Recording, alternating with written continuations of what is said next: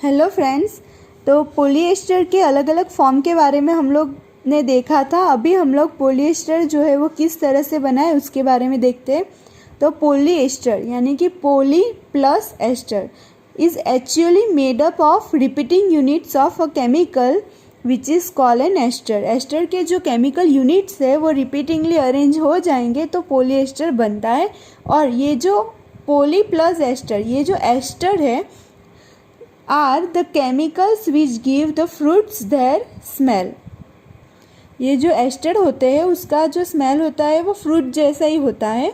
And ये जो fabrics होते हैं, जैसे पॉलीएस्टर के जितने भी फैब्रिक्स है उसके नेम जो है वो अलग अलग है, जैसे कि पॉलीकोट, पॉलीवूल, टेरीकोट, ये सब है।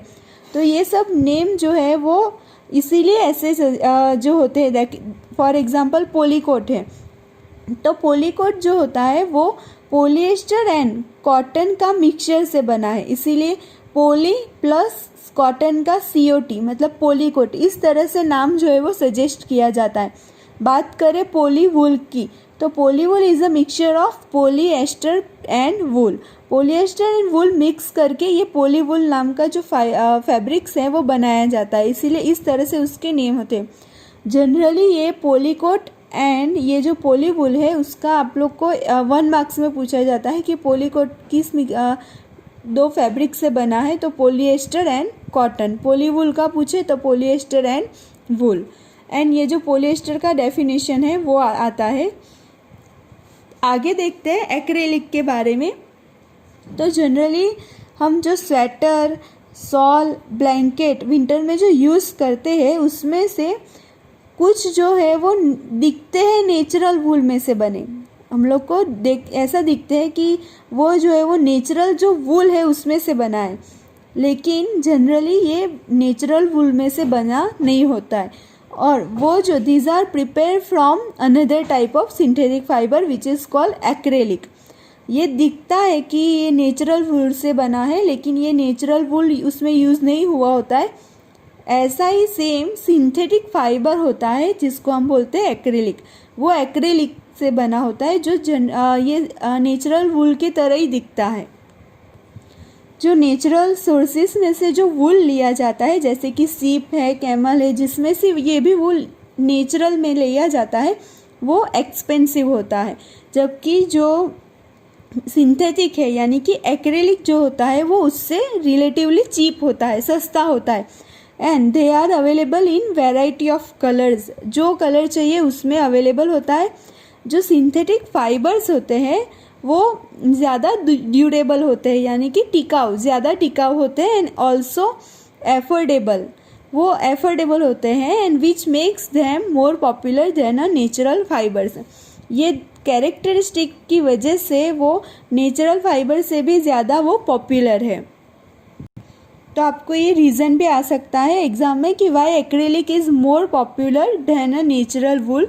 तो इसका आंसर आपका यहाँ से आएगा। आपको कैरेक्टरिस्टिक दिखानी है जो सिंथेटिक फाइबर यानी कि एक्रेलिक का जो कैरेक्टरिस्टिक है वो दिखाना है। यहाँ से यहाँ तक इसका आंसर आएगा। नेक्स्ट देखते हैं।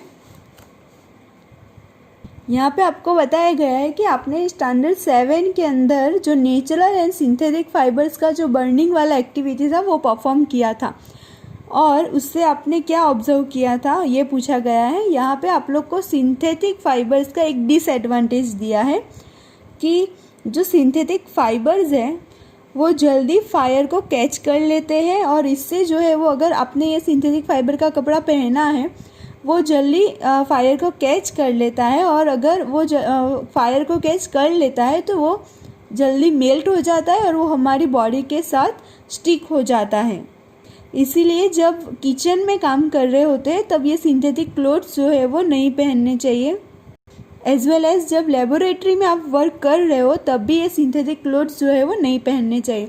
यहाँ पे पहली बता रही है कि oh now I understand why my mother never wears a polyester clothes while working in the kitchen. और ये सारे जो सिंथेटिक फाइबर्स होते हैं are prepared by a number of processes using raw materials of a petroleum origin which is called petrochemicals. ये सारे जो है वो पेट्रोकेमिकल्स का यूज़ करके बने होते हैं, इसीलिए जल्दी फायर कैच कर लेते हैं। तो ये था पॉलीएस्टर एज वेल एज जो एक्रेलिक, उसके बारे में सारा डिटेल्स में, कैरेक्टरिस्टिक एज वेल एज वो किस में से बनता है।